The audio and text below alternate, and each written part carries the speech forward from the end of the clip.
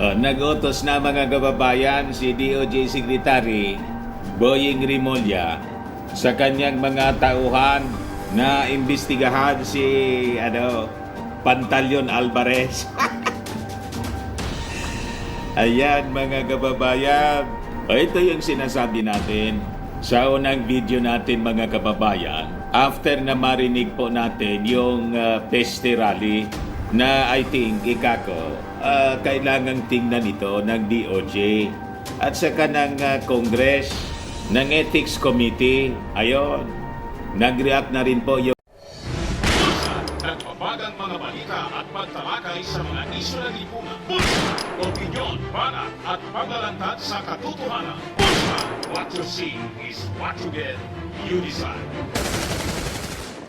Ethics Committee sa pamamagitan po ng Chairman Committee on Ethics na si Congressman Dimaporo. Iyon yung laman ng ating video kanina. O tapos yung DOJ, yun din yung sabi ni Congressman Romualdo, nanawagan siya sa mga taga-DOJ, tingnan ito na statement ni Pantaleon. O ngayon, ang latest development po, nag-react na po si DOJ Secretary Boying Rimulya. Ang balita po galing sa Presidential Communications Office. Statement of Justice Secretary Jesus Crispin Boying C. Rimulya on the statement of Congressman Pantaleon Alvarez. Sabi diyan, mga kababayan, I have ordered an investigation on the statements of Congressman Pantaleon Alvarez to determine whether it has risen to the level of sedition, inciting to sedition, or even rebellion. As a former lawmaker myself, I would like to remind Congressman Alvarez to act in accordance to the highest standards of ethics, morality, and nationalism, and avoid remarks unbecoming of a member of the House of Representatives. Diba? So magre-react sila ngayon yung mga DDS vloggers. Pati mga kababayan mismo, siyempre, si Alvarez. At malamang pati si Maudigs mag-amok na naman po. Sasabihin nila, pinipersecute sila. The government is running after them. At sasabihin nila, nagiging diktador na ang ating Pangulong Bongbong Marcos, tinutularan na yung kanyang tatay.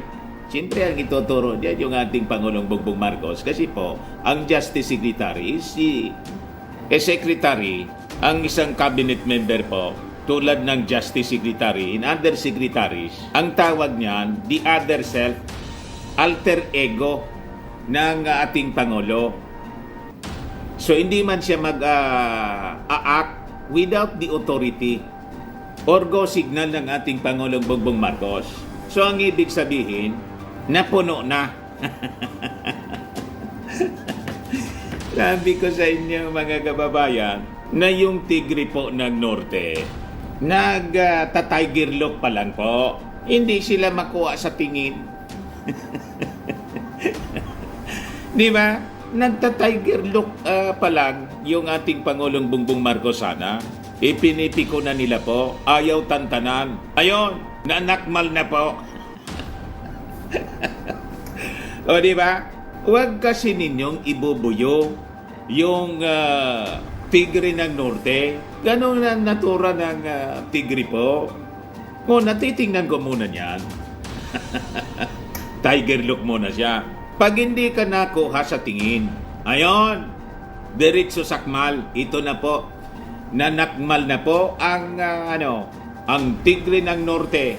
Umatake na po laban sa mga hudas ng Sur.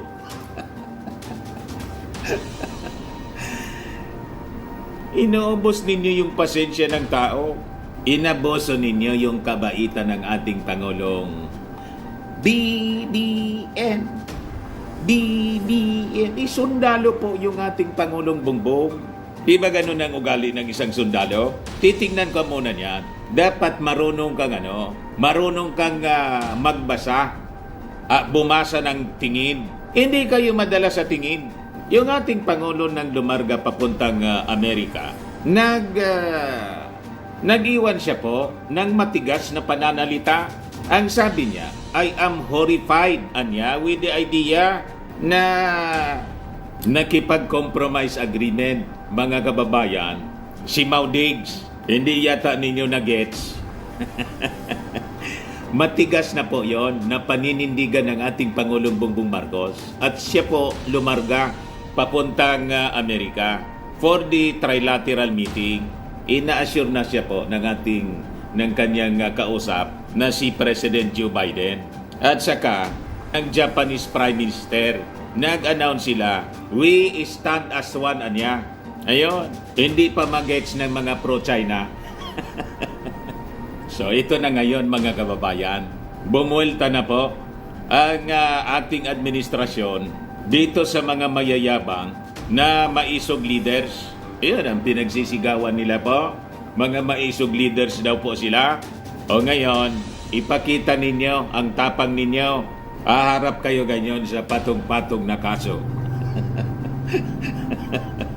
O diba? Ito po yung statement ng Secretary of the Department of Justice, Secretary Boying Rimon. But before ko mga kababayan bigay sa inyo yung full story ng mga balitang yan, click subscribe muna dito sa ating YouTube channel and hit the notification bell para lagi po kayong updated sa mga kaganapan dito sa ating bansa.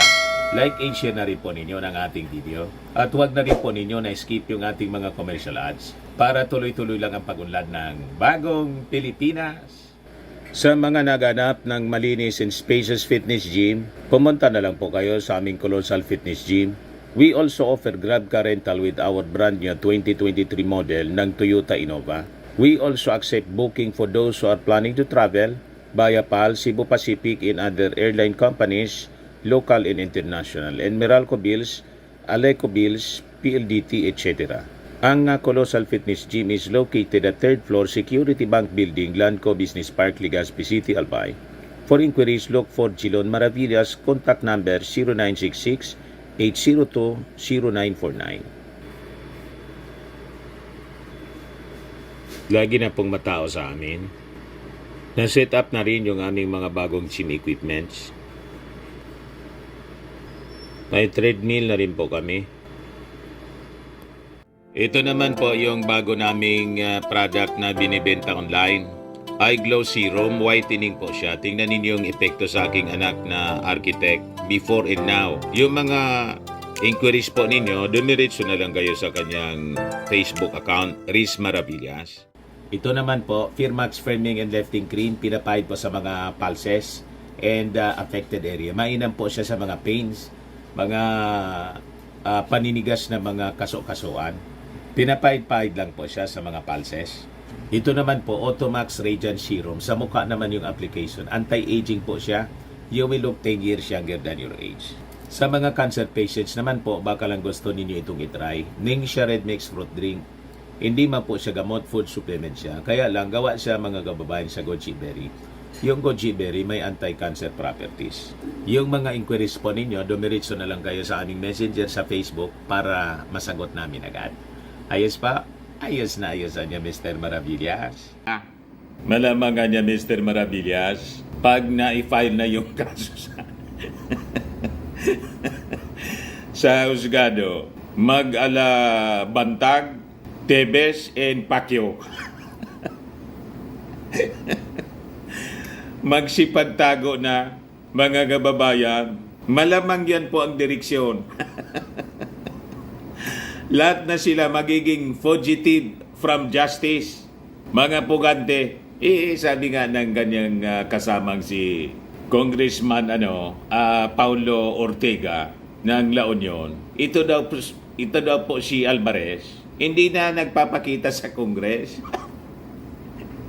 Parang si Pulong po, yung opisina ni Pulong doon sa Kongreso, nang na-invite tayo po, sabi ng nag-guide sa amin doon, ito niya yung office ni Congressman Pulong, inaalikabok na niya sa loob, iniman na niya niyan pumupunta, marami na niya spider web. Itong si Alvarez pala po, ganun din ang gawain. Ito sabi po ni Congressman Ortega, Davao del Norte 1st District Congressman and former House Speaker Pantaleon Alvarez has not been seen at work in the House of Representatives for quite some time. It's been a while since Alvarez was spotted at the House. Ibig sabihin po, sige lang ang tanggap ng sweldo from the taxes of the Filipino people. So kailangan siguro, tama, other than itong inciting to sedition or rebellion na iimbestigahan siya ng DOJ, dyan sa Ethics Committee, may investigation din. The same case, idagdag na ninyo rito ang investigasyon sa kanya. Magpaliwanag siya kung bakit hindi na po siya pumapasok sa kanyang opisina. Hindi na siya nagtatrabaho. Di ba? Ito yung sabi rito sa balita, oh. Logi ang ating gobyerno, mga kababayan sa mga taong ito. So sabi po ni Congressman Francisco Paulo Ortega, we miss you in the House, sir. In plenary sessions and in committee hearings in which most of us actively participate. Ortega said in a statement kahapon po, he is a member of the so-called young guns in the lower house.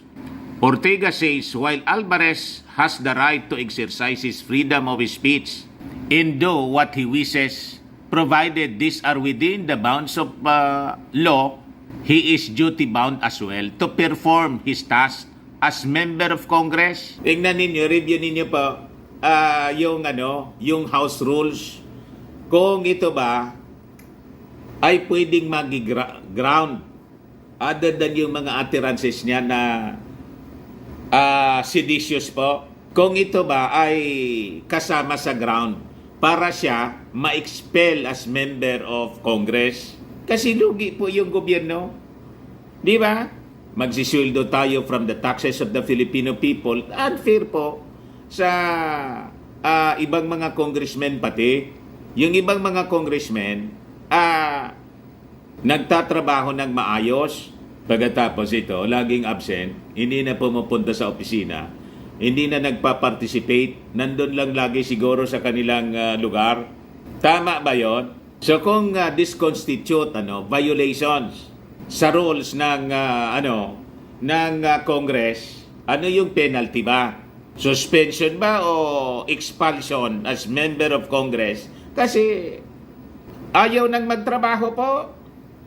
So sabi niya, that involves participation in House sessions, in committee deliberations. We have not seen him for quite some time. He added that members of Young Guns look to their elders as role models anya.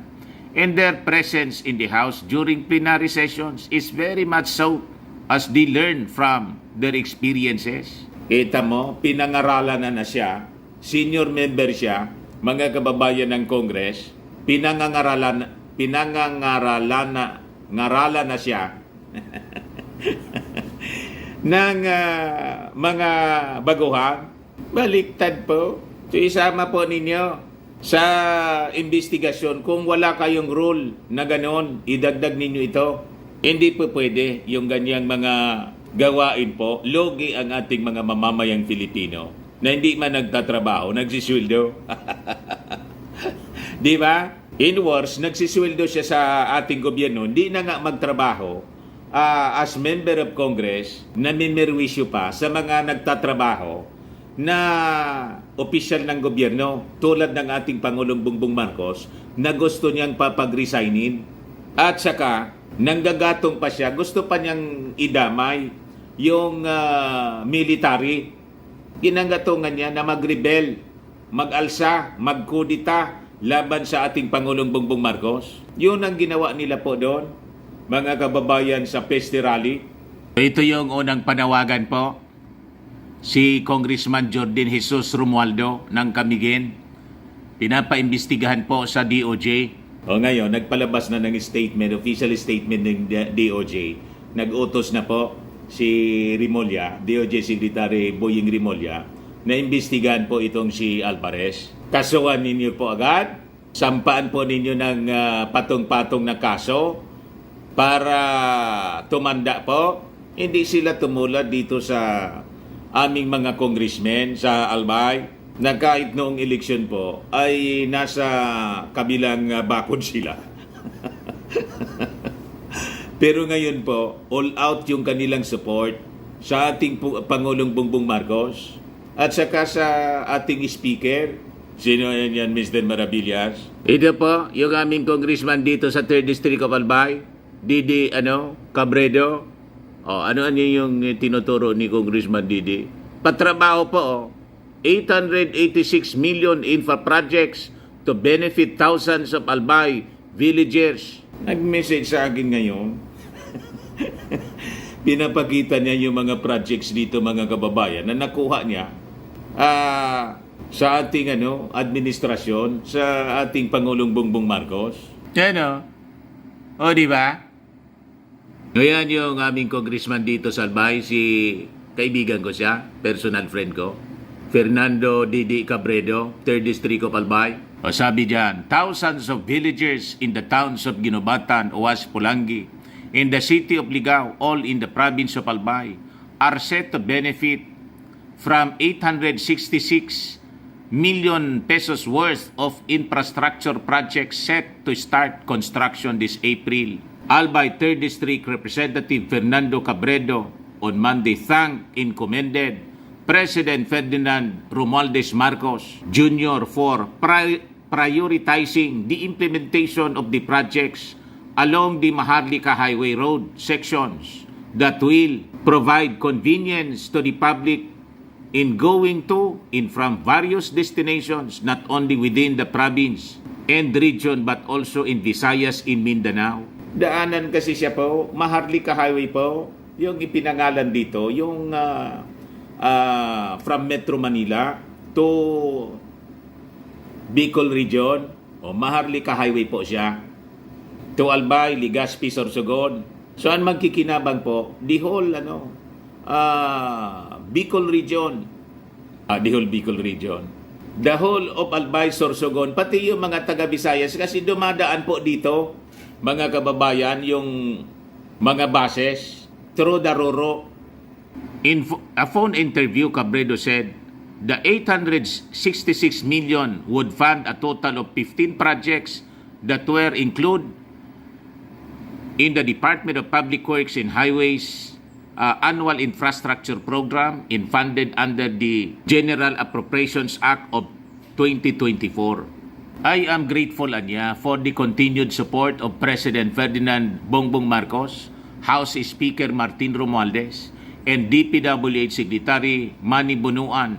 The President cares for the people of Bicol, sabi po ni Cabredo. Nakafocus sa Maharlika Highway ang projects, 15 projects ito na may rehabilitation, reconstruction, upgrading of damaged paved roads, road widening, preventive maintenance of carriageway and intersection improvements. Madami siyang gagawin and makikita natin na pag natapos ito, mas madali at maayos na ang daan patungo at papuntang Luzon, Visayas at Mindanao. O di ba napakaganda, mga kababayan? So kahit mga kababayan nito Bicol Region, hindi po pinapabayaan ang ating Pangulong BBM saka ni Martin Romualdez. Pagkatapos pinipirwisyo po nitong mga lokong ito from the previous administration. Imbis na tumulong kayo, so sumusuweldo kayo para mamirwisyo sa ating gobyerno.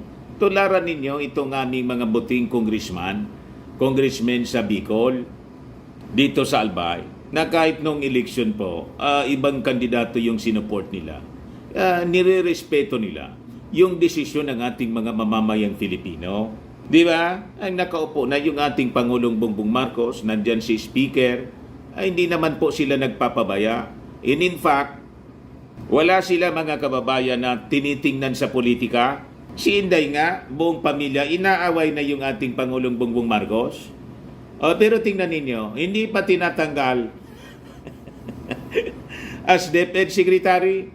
Kontra na sa mga policy ng ating Pangulong Bongbong Marcos. Huwag ganun po ang ginagawa ninyo. Tapos itong pamilya Duterte, Nanggagatong pa sa military, pati si Pantalyon. Tingnan ninyo itong ginagawa ni Congressman Didi Cabredo. Isinir niya ito sa akin. Ano to? Mula kay Speaker Martin Romualdez, libreng manok at mga gulay para sa Mayon evacuees. Nung kwan po ito pala, nung eruption ng Mayon, marami palang naitulong dito si Martin Romualdez. Hindi ko to na-cover. Ang na-cover ko po, yung kay President Bongbong, yung pagparito. Yung kay Martin, ito pala yung kay Martin Romualdez. You see, tuloy-tuloy ang pagtulong sa ating mga mamamayan. Hindi lang bigas, pati kung ano-ano mga agricultural products. No, di ba? Pero itong mga taga Finta Kingdom po, lahat panggugulo ang ginagawa. O ngayon, sasabihin ninyo, pinipersecute kayo. Kayo yung may gawa ng problema ninyo. Di ba? Ito ngayon yung mga balita. Coming soon, House probe on Duterte-China Gentleman's Agreement, sabi po ni Congressman Dalipe. So sa Senado, sa Kongreso, papaimbestiga na po yung Gentleman's Agreement. In other words, paghudas. Gentleman's Agreement, ang tawag po sa atin yan, paghudas sa ating bansa. Sabi po dito, Majority Leader Zamboanga City 2nd District Representative Manix Dalipe has assured the public that the House will act on Solon's request for an inquiry on the alleged gentleman's agreement between former President Rodrigo Duterte and Chinese government on the West Philippine Sea. Tinobo po tayo sa problema. Dalipe Baird in a statement that the House of Representatives will carry out the investigation when Congress resumes its regular session next week. Kasi naka 5-week summer break po sila. Balik sila po Monday, April 29. So sabi dyan, in response to the request of our colleagues led by Assistant Majority Leader Jay Congon, the House of Representatives will consider the call to probe the supposed gentleman's agreement when Congress resumes its regular sessions next week. Dalipe, Chairman of the House Committee on Rules. Protecting our national interest in marine resources are of utmost importance, sabi po niya. Dalipe agreed with Zambales 1st District Congressman Congon and other House leaders' call for the need to scrutinize the implications of any agreements touching the Philippine sovereign rights. The inquiry is aimed at guaranteeing transparency and protecting the national interest, sabi po niya. The House of Representatives is committed to conducting a comprehensive and fair inquiry to clarify this critical national issue. Former presidential spokesperson Harry Roque had earlier revealed that Duterte and Chinese President Xi Jinping had agreed to maintain the status quo at Ayungin Shoal, where the BRP Sierra Madre had been grounded. This agreement purportedly included refraining from constructing and repairing installations in the West Philippine Sea. It also stipulated that only food and water supplies, not construction materials, could be delivered to the troops manning the ship. Pinagkanulo po tayo ng previous administration. Malamangan niya Mr. Maravillas, magoramintado niyan si Maudix. Di magoramintado na sila, manawagan na sila ng kudita. Di ba? O ngayon, nananawagan sila ng kudita, mga kababayan. Withdrawal of support. Di ba? Malapit na silang makalaboso. Under investigation na sila, mga kababayan ng DOJ. Sige lang. Gawin ninyo yung mga gusto ninyong gawin. May hangganan po ang inyong mga pang-aaboso. At hindi ninyo makukumbinsi. Kasi alam ng mga, nasusubaybayan. Ang mga gawain po ninyo, nasusubaybayan po ng ating mga mamamayang Pilipino. No amount of propaganda po ang papaniwalaan nila. Ang maniniwala liyan, kayo-kayo lang, yung dati, pero yung majority ng ating mga mamamayan mag-support sa inyo. Ay, kaya nga, yung estimate ng ating PNP, mga 6,000 lang kayo doon. You see, lugar na ninyo yon, ganun lang yung naipon ninyo. Karamihan doon, mga members ni Pacquiao, kasi alam po nila na ang motibo ninyo, kaya gusto ninyong i-take over yung administrasyon. Kasi nabuking po yung pinagagawa ng previous administration dito sa West Philippine Sea. May napakalaki kayong pananagutan at nagsisimula ng proseso, legal process po ito, para panagutin po kayo. O ngayon, maging si Defense Secretary Gibo Teodoro po, nag-react na rin. Ito po, statement, press statement po. The Armed Forces is standing steadfast in upholding the Constitution under the leadership of the Commander-in-Chief, President Ferdinand Romualdez Marcos Jr. Any attempt to sway them away from this duty or to patronize them to support a partisan agenda is futile, particularly when this agenda dovetails with a foreign interest contrary to our national interests.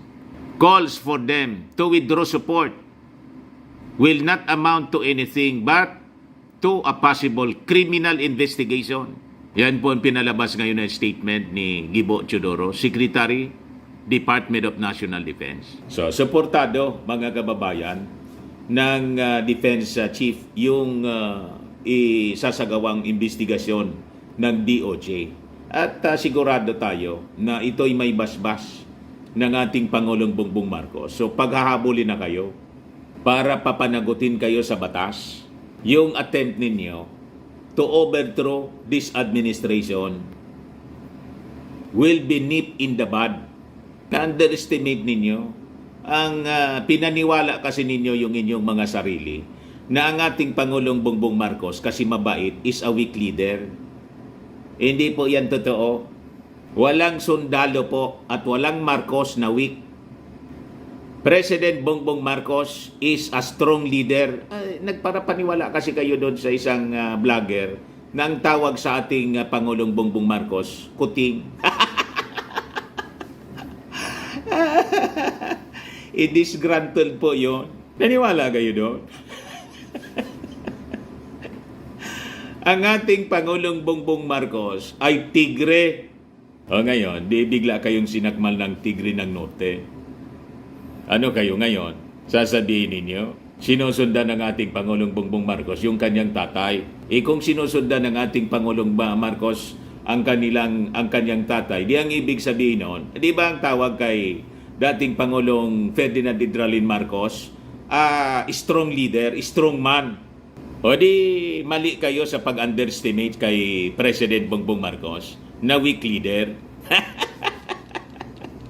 Admission yon na strong leader ang ating Pangulong Bongbong. O laman na siya, mga kababayan ng mga balita. DOJ to probe alleged seditious statements of ex-Speaker Alvarez. Philippine Star po siya. Ito yung statement naman po ni Gibo. Calls for them to withdraw support will not amount to anything but to a possible criminal investigation, sabi po sa Philippine Star. Ayos pa. Ayan po man lang mga kababayan yung ating short video ngayon. Ako po si Dante Maravillas. Bye-bye po. God bless.